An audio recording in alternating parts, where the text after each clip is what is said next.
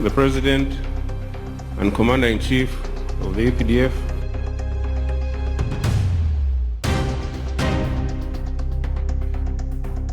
artık seçim dönemine dair tüm tartışmaları সুন্দরী নারী আর $1 billion না দিলে বন্ধ করে দেয়া হবে তুরস্কের দূতাবাস, এমনই অদ্ভুত ও হাস্যকর হুমকি দিয়েছেন উগান্ডার সেনাপ্রধান মহুজি Kainerugaba. recognizing the military delegations অর্থ দাবি করেছেন নিরাপত্তা লভ্যাংশ হিসেবে আর বিয়ের জন্য চেয়েছেন তুরস্কের সবচেয়ে সুন্দরী নারী। দিয়েছেন 30 দিনের আলটিমেটাম, শর্ত না মানলে বন্ধ হবে দূতাবাস, ছিন্ন হবে কূটনৈতিক সম্পর্ক। আর এই ঘোষণা সামাজিক যোগাযোগ মাধ্যমে সৃষ্টি করেছে ব্যঙ্গাত্মক আলোচনা ও হাস্যরস। প্রশ্ন এখন, এটা কি কূটনীতি নাকি নাটকীয় চাপ সৃষ্টির নতুন কৌশল? উগান্ডার সেনাপ্রধান মহুজিন উগাবার একের পর এক মন্তব্যে এখন রীতিমতো চমকে গেছে বিশ্ব। তুরস্কের কাছে সরাসরি $100 কোটি দাবি করেছেন তিনি। তবে এখানেই শেষ নয়, তার সঙ্গে যোগ হয়েছে আরও এক চমকপ্রদ শর্ত।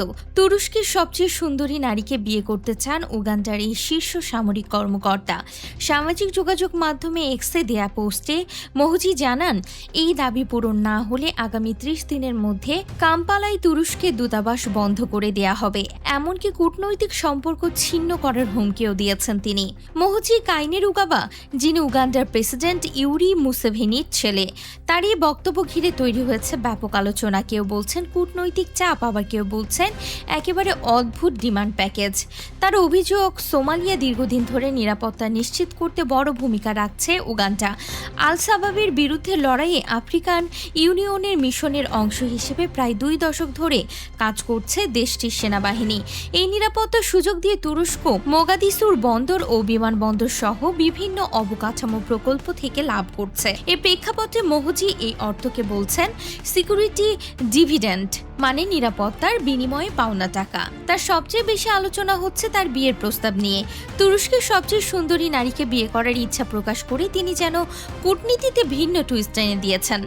অবশ্য এটি তার জন্য নতুন কিছু নয়। 2022 সালেও ইতালির প্রধানমন্ত্রী জর্জিয়া মেলোনিকে বিয়ের প্রস্তাব দিয়ে 100টি গরু উপহার দেওয়ার ঘোষণা দিয়ে বিশ্বজুড়ে হাস্যরসের জন্ম দিয়েছিলেন তিনি। এবারও সেই ধারা বজায় রেখেই যেন নতুন বিতর্কের জন্ম দিলেন উগান্ডার সেনাপ্রধান। তবে তিনি নিজে বিষয়টিকে মোটেও হালকাভাবে দেখছেন না। তার দাবি, এটি কোনো সামাজিক যোগাযোগ মাধ্যমের নাটক নয়, বরং বাস্তব কূটনৈতিক ইস্যু। সব মিলিয়ে অর্থ, কূটনীতি আর বিয়ের প্রস্তাব, এই তিনের অদ্ভুত মিশেলে এখন আন্তর্জাতিক অঙ্গনে আলোচনার কেন্দ্রবিন্দুতে মহুজি কাইনেরুগাবা। প্রশ্ন উঠেছে, এটি কি কৌশল নাকি কেবলই ভাইরাল হওয়ার নতুন এক উপায়?